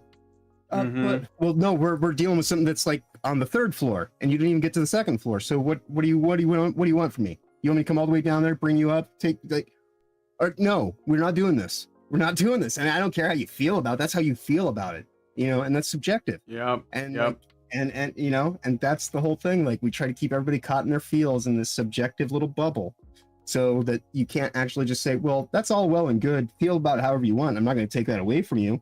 Objectively speaking, this is why I'm not doing it. And that's just kind of like end these things when people actually come at it from that standpoint. But it doesn't, you know, it's just more the reason, oh, now you're a misogynist. Now you're like trying to like, you know, just, you know, like look for simple answers, and like you're keeping the situation the same so that, you know, it never, you know, like you're just creating more of the patriarchy, man. So, yeah. Yeah. It's built in. So it is. So let me see. Oh yeah, Disney. We should look at this rumor. I don't know how true this is. Let's find out. So we got this. This was being, I think, Chris Gore talked about this on Film Threat. Film Threat. Yeah, many times. I don't know how true it is, and I don't know if it is impacting the people that you know, that we think. But let's take a look at this. So this is from Deadline.com. Disney Entertainment Television lays off 140. National Geographic heavily impacted. Layoffs are underway at Disney Entertainment Television on Wednesday. Roughly 140 people are affected, representing about 2% of the total DET workforce, Disney Entertainment Television workforce. National Geographic is the hardest hit brand with about 60 layoffs, or some 13% of its staff. Other significantly impacted divisions include ABC-owned television stations, Freeform, the operational side of the Disney linear entertainment networks, unscripted, marketing, and publicity. No teams are being eliminated. Not surprisingly, Disney's linear networks are taking the brunt of the staffing cuts, particularly those that do not provide the company's streaming platforms with highly popular originals, such as FX's Shogun, which is a great show, by the way, or ABC's Grey's Anatomy, that's for women, that drive viewership and subscriptions. And I don't mean that in a disparaging way. I mean, Grey's Anatomy is a good example of what I was talking about before, which is the kind of stuff that women tend to watch. And no one is saying that it's only for women, but it just so happens that a lot of women watch it. My mom loves these kinds of shows, you know? Same like with House. Both my sisters watch it. One of my sisters used to be an extra on it, but you know. Oh, really? Like another. Yeah. Which is one of those things. Like people tell me, you look familiar. It's like, have you ever watched 24 or House? Because you've probably seen my sister, who basically looks like me. I saw 24. I was into that for a little while when it first came out. But after about 2 seasons, I was like, I'm sorry, but my belief suspenders are broken. Like you can't make a show where something is happening constantly for 24 hours. it just I never it got starts into to that one. become really ridiculous. It's a little too contrived. It was Like, extremely 6 days and like, yes. Yeah, and he's like, "What you do know, give the a shit. You know? I know somehow he never has to go to the bathroom, but also like where whatever's happening, because it's always like these like insanely high stakes, and it's all happening in the same neighborhood because he has to go from place to place. I'm like, does he live in the 100-acre wood? Like, how is he able to go? He has to go from here to here to here to He's here. got some extreme pacing issues and what. Yeah. It's just like, and they set up the constraint themselves because Yeah. like, oh, this is supposed to be The gimmick well, the gimmick overstayed its welcome after 2 seasons. yep. It was just getting Pretty much ridiculous. So Yeah, if just done like one series about a guy having like the weirdest day of his ever, that would have been perfect. But that's the thing, they never learn to like just do things for the sake of doing it, and then it turns into, you know, more product. that is exactly right. Like the first time you do it, I get it. Like it, you know, you're trying something new, it worked, and it was good. I was entertained. But then you do it again, and then you know, it's like we're gonna do another 24 hours of absolute insanity. And after the second time, I was like, you know, it's starting to look a little like you're starting to see holes in the, you know, chinks in the armor. And then the third one, and I'm like, nah, I'm done. Like, I mean, it's not bad. Like, if you're into it, go ahead. But like, yeah, I can't make myself So much believe money, this. Yeah. Yeah, you're asking too much. Yeah. So anyway, yeah, go ahead. Well, that's the thing about TV, though. Like, it, you know, that it does turn into content. If you don't have like, see, this is the thing. Like, just to let me digress into anime for a second. So, not that anime is immune, because it's not. I'm sorry, guys, but they're coming for your anime right too. now. That's the next Especially big thing right around now. the corner. It's the next big thing. They're coming for your anime. I hate to tell you this, but Japan is not safe. But like, Yep. so you have to gatekeep the crap out of it. And I'm not just talking about localizers, but that's kind of probably like that should have been the writing on the wall. But no, the thing, what I'm getting at is that there is episodic content that can be really good, but it must be, I think, planned in advance. Otherwise, it will eventually like fall apart. And I can give you a number of examples of how to do it well and how not to. So like one is there's a show called True Detective. And I always use it as my like go-to as to how to do it well. So the first season of True Detective is like awesome. Like it's a complete story. You don't need anything else, honestly. You're like it is great. Yeah, everything is great about it. It's a complete story. But the thing is, it was so successful that HBO was like, we got to do more of this. But there was nothing else to do with that story. Like the story of Rustin Cole and his partner, that was done. But it was beautiful as it was, right? So this is the limit of television, is that you can do a series if you know what your goal is. There are probably other examples. For example, Deadwood. You know, first few seasons are great. And then it starts to like overstay its welcome because there is this, we got to keep making more. We got to keep making more. Right. We gotta Look stay at the in our job. Yeah, we got to stay doing the job. Look at The Sopranos. The Sopranos ran for, I think it was 6 seasons. Close to a decade. Yeah. Yeah, it ran for a long time. And I've been watching it, although I haven't gotten late, but it's still good. I'm on like season 3 or something, and it's still good. But I understand that The Sopranos was so impossible to maintain that the only way they could end it was just to like cut to black. Like that's how the show ended, because they're like, we don't know what to do. So this is, you know, it's either going to degenerate slowly over time, you know, like these like shows like Dexter Grey's Anatomy and was stuff. amazing. Dexter was amazing. You know, and then those last 2 seasons, like I mean that second to last season was one thing, but then they did that last season, and it was just like, but what about you know, like how do you unknow like the last 2 years of a show that was like it was right? They could have just left it and just stopped it and never had another episode and would have been perfectly fine. Just, you know, pieces out of his life. And like, of course, the most obvious ending to that whole thing was that it was a flashback of him getting like, you know, lethal injection. it made the most sense, and they never like like Mhm. there were so many things they could have done to commit to like actually having a poignant story, but and even still now they're still trying to reboot the thing. Yeah. And now this is gonna be the third time that they're gonna try to like they never learn. Yeah, no, they don't, and because again, it takes a very special kind of talent to be able to just finish the story and then leave it, and stop Right. like getting attached to because like look at like Walking Dead, same mistake, right? Like really popular for a while, and then they just like couldn't stop making content, and it just became content, and it just like it wasn't quality, it wasn't good An anymore. arduous grind, and they didn't want to get anywhere fast, because if they got Right. somewhere fast, then that's their next big plot point. And so Yeah, and then they moved away from what it was. Like if you watch season 1 of The Walking Dead, there's zombies everywhere, and it was like an ever-present Yeah. threat. But after a while, And it's just another soap like opera. a game like Left 4 Dead, where you're like getting from checkpoint to checkpoint, and instead then you end up just like in this thing where it's like, hey, let's sit down and have like a conversation while we Let's eat pie talk around the about table. yeah. Let's talk about our feelings. You got a minute for your feelings? But that because they had to constantly, again, you had to constantly create new reasons for people to like backstab each other or whatever. And this is like across the board. Like I think I never saw it, but I would assume that Breaking Bad was a good example. Like they were like, we know where this is going to end, so we're just gonna like get to the ending, and we're gonna create as much interest in like and conflict in the meantime.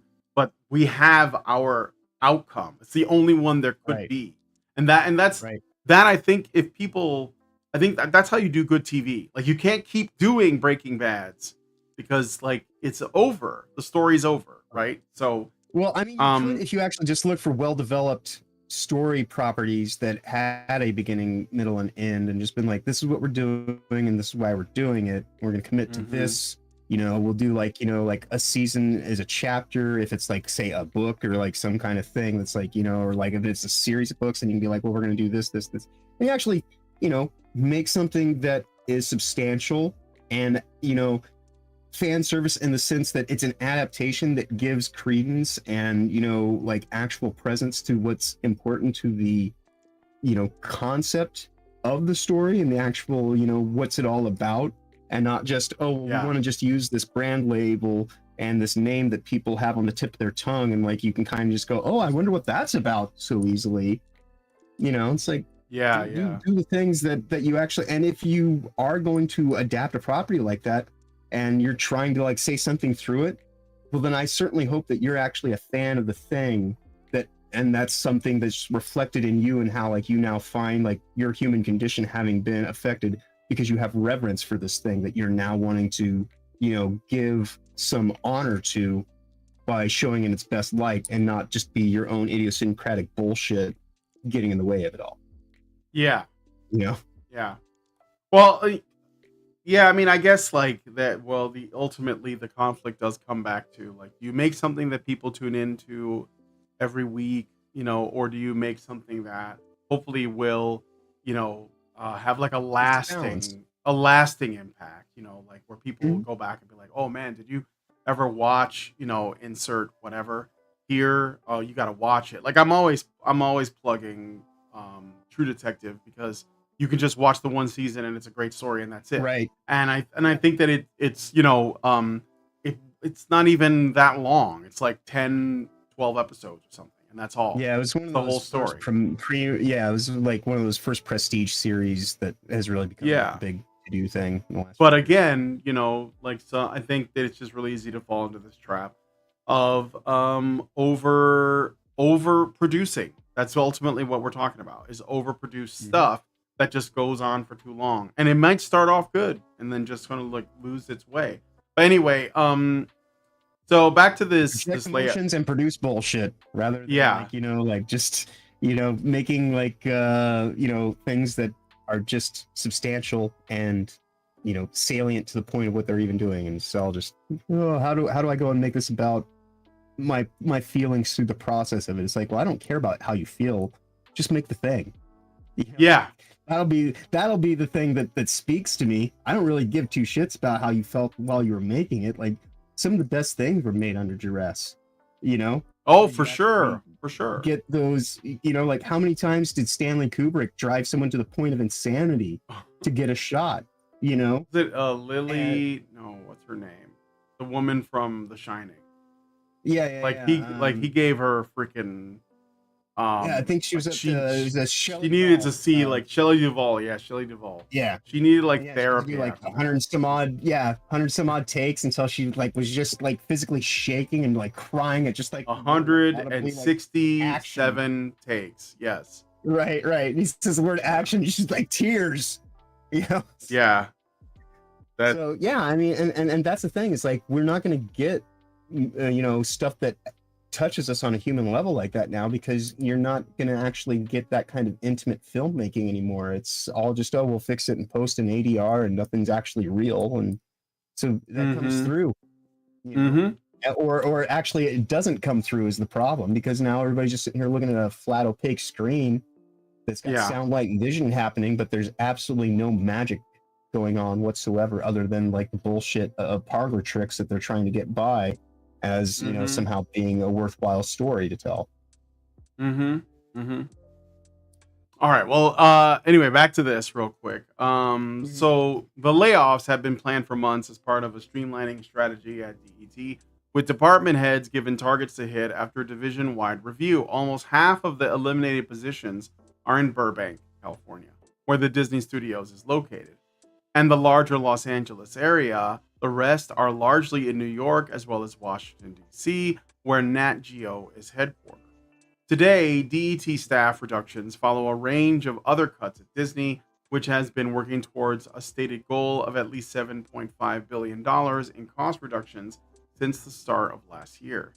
In May, Pixar Animation Studios let go of 175 people, or 14% of their staff, as the animation outfit trimmed its plans for big expansion into Disney Plus series under Disney's new, more disciplined approach to streaming spending since Bob Iger returned as CEO in November of 2022. Traditional media companies are going through tough times amid a soft ad market, despite the influx of spending on political ads and live sports, as pay TV continues to decline markedly and ad dollars are migrating to digital platforms. A couple of weeks ago, Fox Entertainment eliminated about 30 positions in a restructuring. There were also layoffs at Warner Brothers Discovery earlier this month. At a Wall Street investor conference in May, Iger was asked about the company's strategy in operating linear networks in an era of pay TV decline. He said the company is aggregating greater audience while amortizing costs. This is all very corpo speak. By running programming across multiple platforms in streaming, broadcast, and cable. So they basically like consolidated a bunch of their streaming services together. That's why they're calling them like special offers and be like, oh, you can get, you know, it was like, what was it? A number of different streaming services under one bill, because spreading them out, it's not working for them. Well, you know, it's like I said last week, the corpo speak, that is the seduction. It's like nobody wants to hear it, nobody pays attention to it, and so through that, the dark magic can flow. But go ahead. If you can identify it, though, it works. We're doing that across the board: Disney Channel, ABC, National Geographic, and it's working, he said. Now we're going to continue to see erosion in terms of subs for those businesses, but we're going to actually continue to drive profitability because we're managing our costs so effectively. So there is more to this. I just wanted to say for this, though, it's interesting that they're losing, I guess, like National Geographic is being hit really hard by this. And I think that there's like a number of reasons or a number of factors to consider here. So fewer people are forming families. There are fewer kids. Disney depends on the existence of children to maintain its business. They probably don't know that they're basically like killing themselves when they, you know, create this content that is not attractive to children, when they try to queer the audience and groom them into LGBTQ queer theory ideology, and they're also encouraging discouraging rather the heterosexual, heteronormative relationships and stories. And so they're going to kill themselves because they're basically like turning their customer base, which used to be families, which included children, into essentially adults that never grew out of childhood, that still go to Disneyland, like in their, and they're just going for the nostalgia. And it's a lot of, like, I hate to say it, be a JD Vance, but it's a lot of miserable single cat ladies that are still like reading about what, like filling out quizzes to find out what Disney princess they are, and like writing on their little Tumblr blogs and naming their cats after various franchises. And that is their customers. Like that's where it's going. Those cat ladies do come in all shapes, genders, and sizes, obviously. But they are cat ladies nonetheless. Yes, they are cat ladies. And they're not necessarily like, they don't necessarily all have cats, but the point is that they are childless. They're childless spinsters. Yeah, like the go ahead. They're not invested, and they're just kind of like, they're just kind of going on like this idea that, oh, I just want to have a good time, and like, never. It's the Arrested Development stuff that we were kind of talking about last. And week, that where it's just anything I can do to keep you in this concept of bread and circus when you're not actually taking the time to realize how much around you is being kind of undermined. They want you to invest in these things that have no actual implicit value, and then things that actually have, actual legitimate principled value in your life. They just want you to virtue signal to and not actually even, give any real thought to or any concern about. So, it's just inverting people's attention. Like it is the magic. Yeah. And so another thing that I think is an effect of this, when you have this like shrinking population and you have fewer children and they're going to few, and I know people might say, that they're on their tablets or whatever, but the point is the market isn't there. Like there's, fewer children involved, like that are in existence, and it's going to have a downstream effect. For example, National Geographic used to be. Oh yeah, go ahead. Well, as you're saying with National Geographic, this might actually be the good segue for it, as it applies to, say, like the Discovery Group, because you're talking about the reason people don't want to attach to Disney Channel anymore is because they don't trust it as a entity that's safe for young kids in a family setting. Well, here's the thing with the Discovery Network. Scientism, the religion of facts and figures and scientific evidence and everything like that. I used to watch the Discovery Networks, like it was going out of style, but I gotta tell you, like Animal Planet, all that stuff. Right. But all that stuff that became, just narrative kind of, like it was like, wow, they do put an awful lot of stuff on here about climate change. It sure doesn't seem to actually gel with like reality, but they keep sure telling me like it's about to happen. Like, like there's the Plymouth Rock that we landed at and established our first colony in America. It's at sea level. It's still at sea level. It's not underground. It's not underwater. It's like, it's like, so, the inconvenient truth that we're supposed to like, now be living like in underwater on the eastern and western seaboards and things like that are supposed to so be gone at this point in time. And yet, when you actually look at legitimate experience and not just the way the numbers are spun for the evidence, I can give you as much scientific evidence as I need to prove my point. Sure. What have I actually done other than like, giving you a song and dance and put smoke in your eyes and just kind of gotten you to like, go along with it. And that's the whole thing that, a lot of this safety and fairness stuff we've been talking about, and like this work towards privatizing what people can and can't say on the internet by their terms of service agreements. It's because they want to be able to frame the conversations ultimately.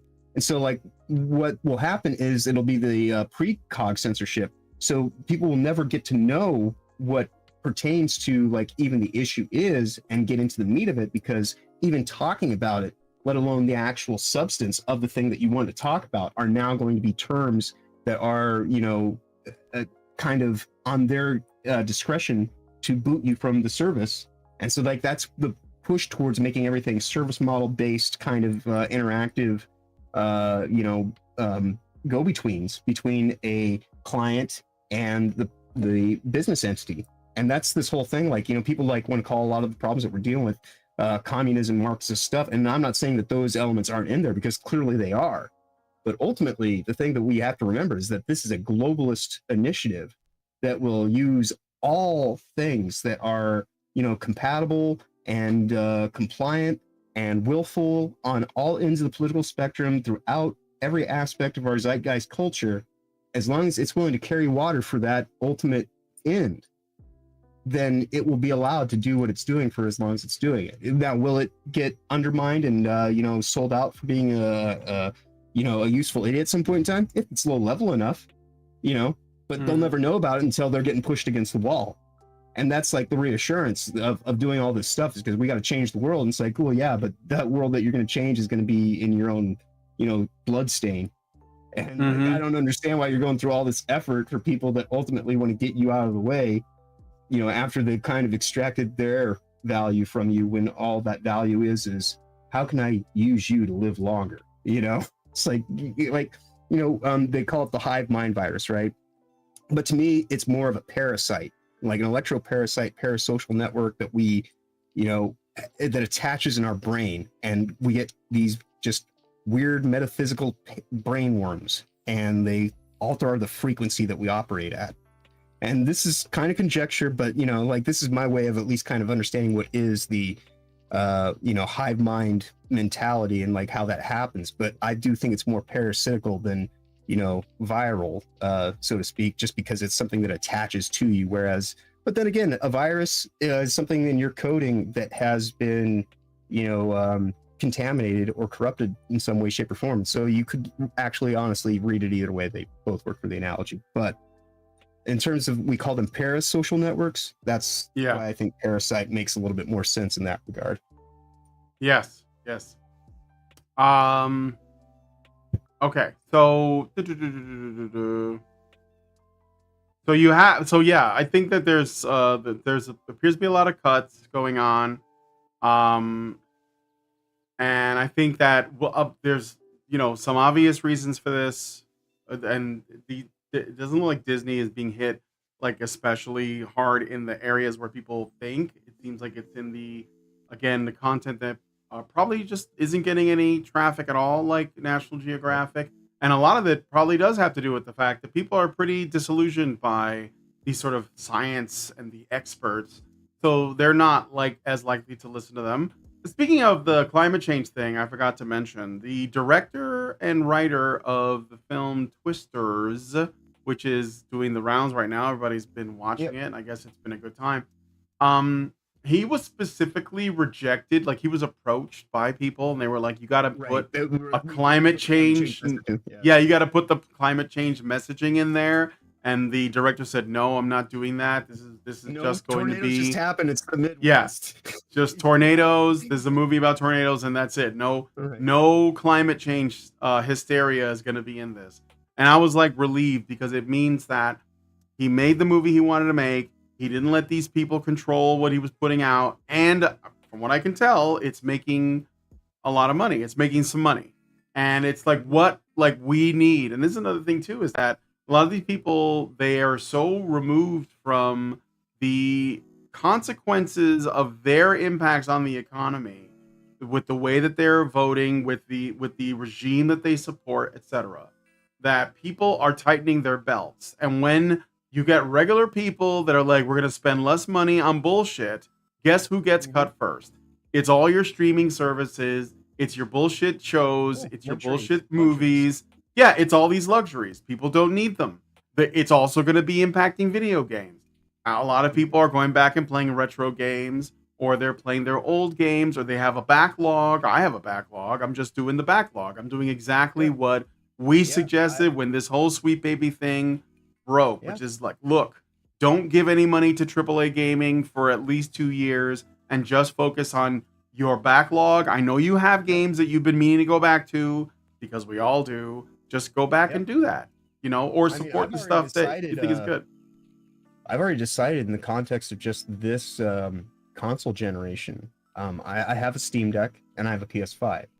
My Steam Deck gives me an abundance of opportunities and things that I can just I don't even have, technically you could buy one of these Steam Decks, another one for under $300, and mod it out to be a highly optimized workstation for what we've got going on the screen right now, and would be able to, like, because it's got a Ryzen processor and all this kind of stuff, and it's like a little, but you don't even think about what it actually is in terms of the device, but it costs less than a PS5, and you're able to do so much more with it, and like use it for all this stuff. Plus, it's a computer, and then you got a PS5, which I also have, you know, and I put down payments on both of them before COVID Hell World really got all the way into it, and I've had them both be things that I pre-ordered, and I set aside money for them.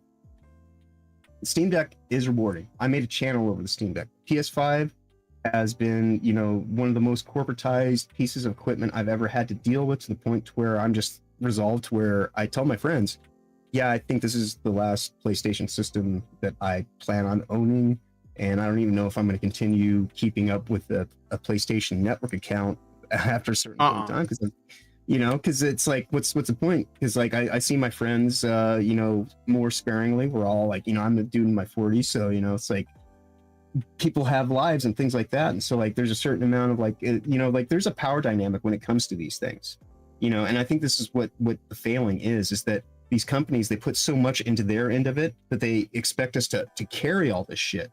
And it's like, no, you should be like a thing that you want me to, like, you know, actually bring my attention to, and this and that, rather than just like coming there, letting myself like be a bucket that you're going to fill in all this stuff with.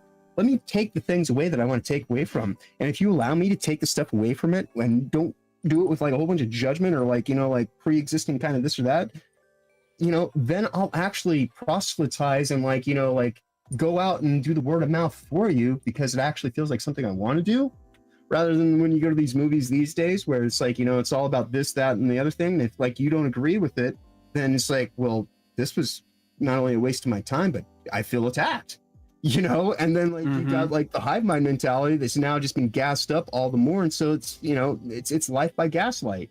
And like we're all just going around this weird dim haze of bullshit and, you know, like half truths. And anything that's like actually legitimate, that's the stuff that gets pushed to, you know, the outskirts and the periphery, because that's not the thing that generates the buzz. Because ultimately, you know, it's the engagement. To get back to like, you know, what it is that they use to as their analytical tracking value these days. And so it has absolutely nothing to do with anything of merit or substance, because the monetary system itself has absolutely to do with merit or substance anymore. You know, anytime you go and you put money in the bank, they get 10 times that amount fractionally reserved to their accounts. And so, you know, our debasement continues unyielding with each passing day. And so, you know, it's like when things like that are set in motion, there's no reason for them to stop doing the things they do, because all that benefits them do is like you hear about a lot of companies, they start becoming like equity firms and this and that, or investment houses, and so that's, they can basically perpetuate these slush funds, or they open up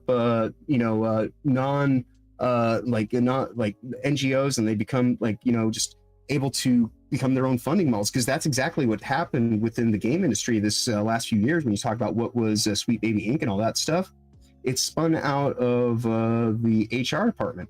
And those HR departments, you know, you get to a certain level, but you're, you know, this meddling middle class or middle managing woman, and you can only hit the threshold so high, because they're not going to put you in the higher reaches, but they want to keep you at that meddling middle manager level. And so they spin them out into consultancies, and that's how these contract companies spin out and get funded and all that kind of stuff. It's because it's the proliferation of the women, and the only place they can put those women is in the cattle gates, because they lack the talent, skill, or ability to actually do anything else that would actually be called for in the day-to-day working world. And so they just have like these piecemeal jobs that are completely, you know, trite and, you know, of the moment, and just kind of like, well, anybody could do it, to the point that they hired these women at a lower rate than they would have hired men, and let them fail over the years, so that now they can say, well, not only can anybody do it, a robot can do it, because it's all just analytical data tracking.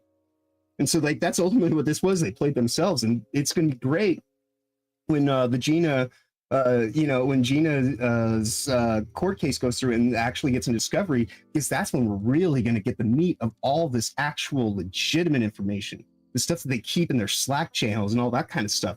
And that's where you'll actually see the darkness revealed for what it truly is behind all this pomp and circumstance, parlor trick bullshit facade they put in front, you know, to, you know, kind of show and tell everybody the revelation is on its way, and I cannot wait for that revelation to come.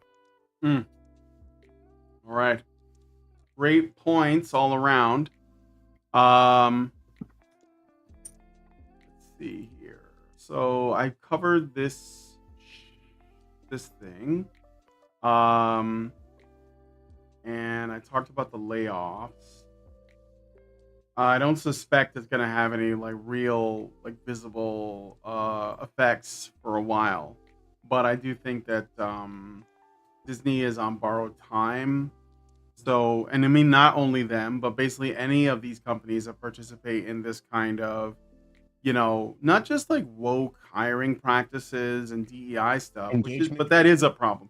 Yeah, the way that they, well, just what the messaging is, what their central thesis, and it's not really resonating with people. People are tightening their. They're gonna have to evolve because now the they are. And because like that's the thing is like the last year or so, you know, I love watching FNT and like, you know, the old guard of YouTube, as it were, you know, who would talk of these things, you know, but they would always kind of get to like the periphery of the edge. We're like, it's starting to get a little too political. I don't want to go into those murky waters because I don't want to lose my audience. But enough of us been so inundated with it that now, like, we swim in the mud, we drink in the mud. Everything is mud. So we're just like, well, what about the fucking mud so we can actually? Yeah. What was the thing that the dirt again? Yeah. What was the thing that happened to Gary recently? Yeah, he's got a concern troll who's trying to clout chase, basically trying to say, you know, and it looks like the guy is probably bot assisted in everything that he's doing, but he's he's probably astroturfed. Like, yeah. They're all supported and so he's just kind of trying to get by on that superficial stuff we were just talking about. He's like nobody of any legitimacy or anything like that, so he just looks for the biggest target that he can find and takes the most hackneyed approach, and the results will speak for themselves, you know.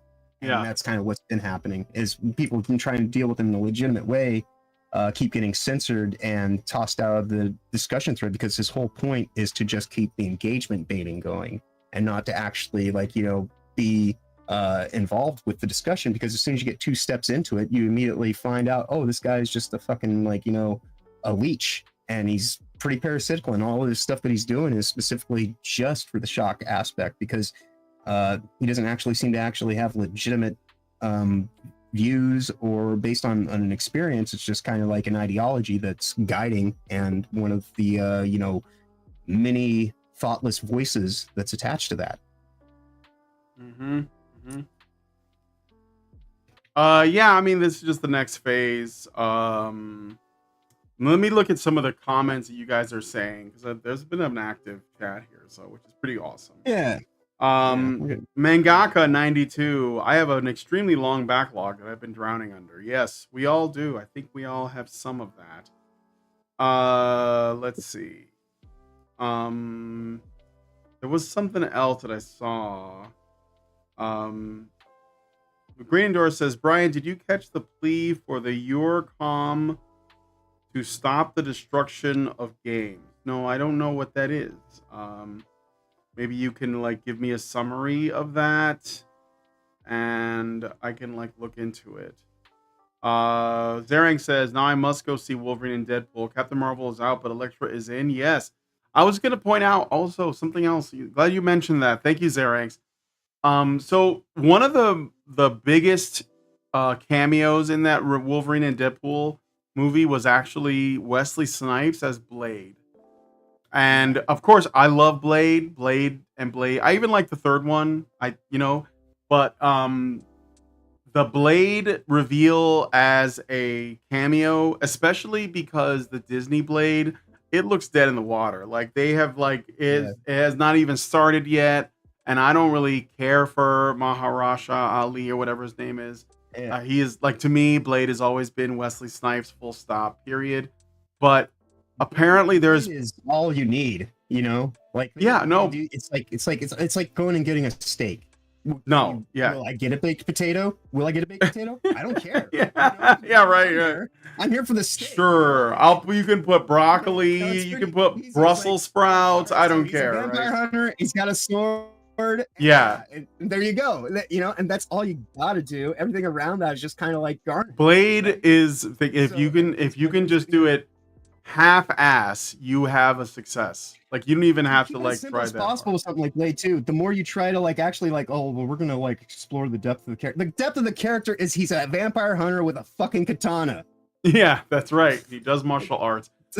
And I think, and I would want you to go further than that. and I bet Snipes can still do it. I bet he can. I haven't seen the movie. I don't know like how Definitely. significant the cameo is, but what I was gonna say is that the Blade cameo started a petition.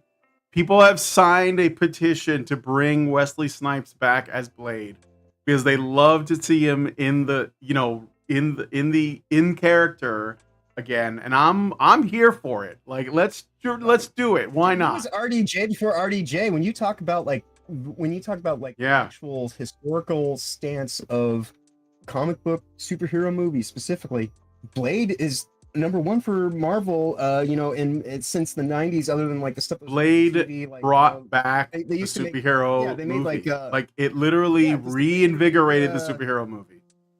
Yeah, because prior to that, like you would have like movies made for TV, like, you know, like an episode, like a double episode of the Hulk, where like, you know, Captain America shows up or something like that, but it was all like within the confines of TV stuff. So yeah, Blade ultimately, you know, like there should be more reverence given to what that is if you're actually going to do something with it, because it did actually set up a lot of this stuff. And when they sat here and they were all surprised and shocked that you could make money from R-rated comic book movies, it's like, why is this shocking? One of the very first ones out the gate was R-rated and like was very simple in terms of its story, because it's just like, well, he's a vampire hunter, he's got a sword, there's some vampires. I think have him fight against Morbius. Let's do Morbin time again. Let's have Blade fight Morbius. No, I mean, like I'm not saying it'll be any good because we are still dealing with Disney here, but I will say though, I am here for the enthusiasm of the audience, that they saw that and said, "Ooh, you know, I'm here for that." I don't think the future is necessarily bright, so don't get it twisted. But I am excited. I like the enthusiasm, and it's always. I think that we are going to see, you know, a little blatant time. Right. I think we're going to see some reorganization over the course of the next couple of years, because they clearly did an overreach, and because corporations are slow moving, even though it took 5 years of us shouting about it, it also took 5 years of them to make even a slight correction.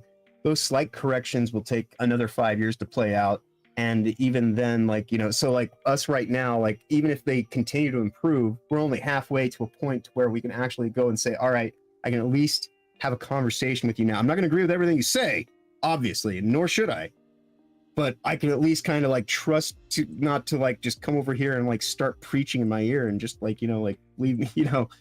So that's what the hope is that they're going to have to do though, like they have to do like 3 solid movies in a row without any of the fuckery, and that's impossible right now just based on their own slate. And they can't even start getting past the fuckery until like 2026, 2027. Yeah. So, you know, that's 2.5, 3 years off. I don't think people are gonna have the patience. You know, like it's gonna be like this hit or miss kind of thing. You might be lucky and like have like something like a Deadpool and Wolverine come out ever so, which that's why it shows the desperation of, well, let's get Robert Downey Jr. back in here and do the backdoor you know, reboot of getting a Tony Stark narrative going in the MCU under the guise that he's going to be a Doctor Doom, you know. So it's, yeah, I mean, will it be better than what has happened over the past 5 years? It's not hard. So I do think they will make an improvement, but there's definitely going to be a whole bunch of other insidious bullshit that's coming along with it. You know, I mean, if they only, even if I can get the taste of the shit out of the punch bowl, the fact that I dropped a turd in it should still be the thing that offends you. Even if you don't listen anymore. Here's what I'm going to end the show on this. So this is Ryan Reynolds took some pictures with some of the various like cast members that did the cameo appearances in Deadpool and Wolverine. And I'm sharing this right now. This is him with Wesley Snipes. Fucking epic. And he's saying there is no Fox Marvel Universe or MCU without Blade first creating a market.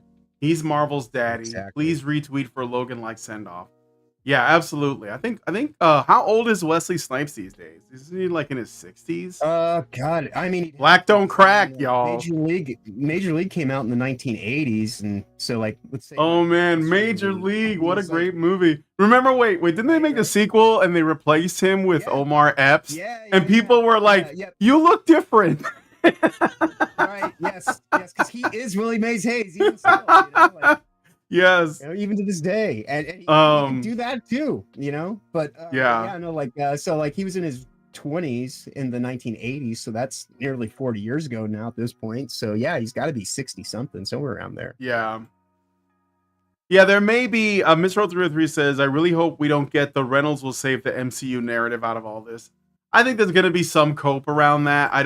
I think that what he did, from what I have seen, is fine, but it's definitely like a one-off.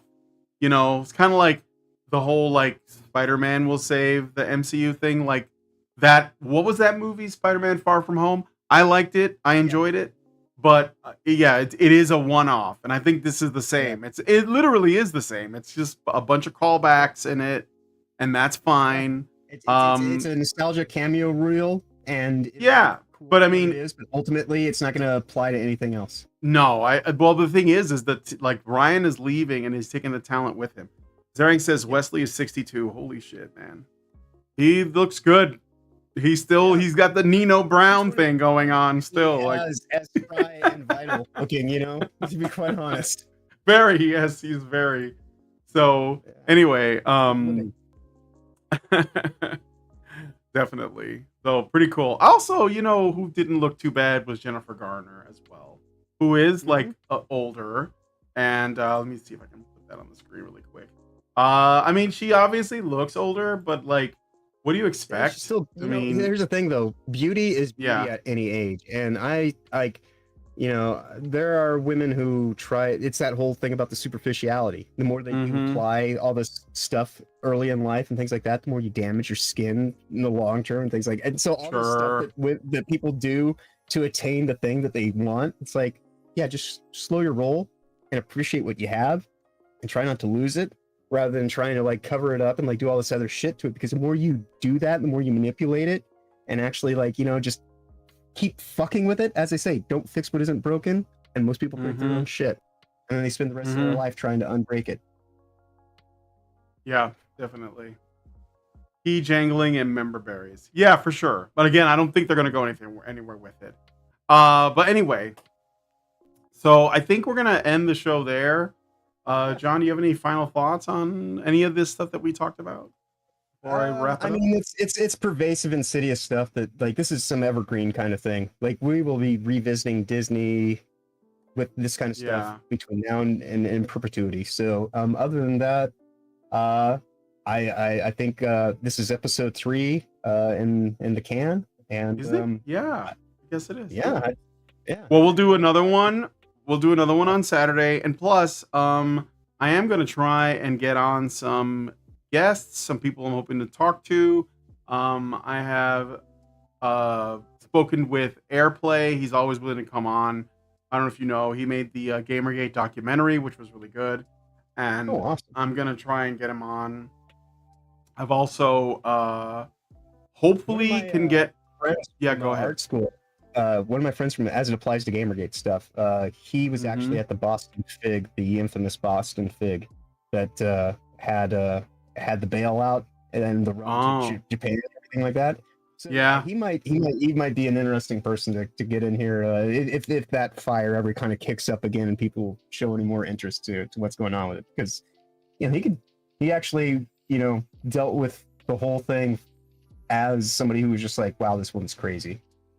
Yeah. All right. Well, yeah, we'll definitely get on some guests. I'm also like trying to get on this guy named Mentis Wave, who he's got a great channel, mostly just talks about like libertarianism and the Mises Caucus and that kind of thing. But he is very much like a gamer, and he was like very involved in Gamergate from the beginning.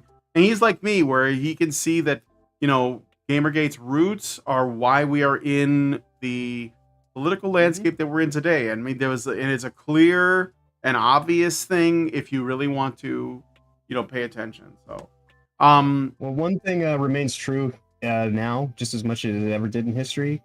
Games were evolved out of war strategizing. And so, that's exactly what you see playing right now is like we're all just being made into these child soldiers, so to speak, and being forged for, things that go beyond. And that's why you have to pay attention to it, because if you don't, then people will tell you what you want to hear. And that's why you always have to, question the authority and, guard your heart and all that kind of stuff. Because there's liars out there who want to deceive you and take advantage. Definitely. All right. Well, thanks guys for coming on. I didn't do a campaign this time. Wasn't sure that there was no time, but we'll do one on Saturday. I just don't. Out. You didn't drop out, yeah. But it's okay. Yeah, you didn't drop out. You did. So that's good. That's true. That's true. But yeah, thanks guys for coming on the stream. If you guys like this video, please hit like, subscribe if you're not already subscribed. Hit the bell for notifications. Leave us a comment. Let us know what you guys think about what we talked about on the show today. And please, please, please share this video because sharing is caring. Thank you so much for coming on today's episode of The Week in Culture. And we'll talk to you all. Well, see you next Tuesday. Put it that way. Well, but we'll see you on Saturday. Safe travels. Yeah. All right. But at least see you next Tuesday, which is always fun to say. Yeah, anyway. It's just fun to say. Talk to you guys.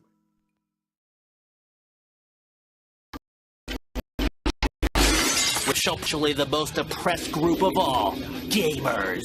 I want people in the industry to be a little bit louder about people being mean to other people. And maybe say it's not a good thing.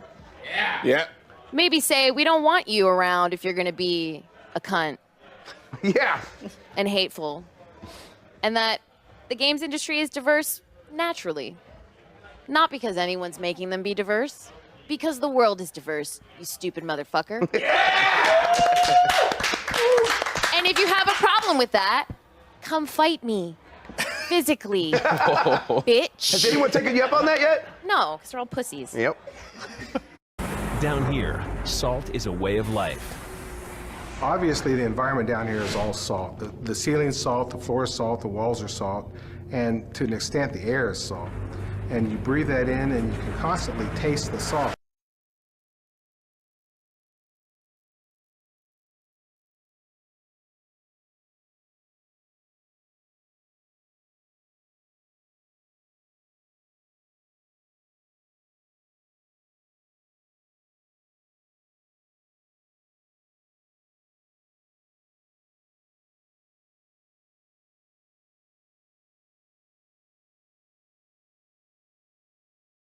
Real, no real plan for direction, but we actually know what we're talking about because the human condition, and that's that whole identity thing. Of what people actually want to associate with, and not just an association with an identity to completely sidestep actually having their own individual, outcome as a person with character and personality and experience to gain from it.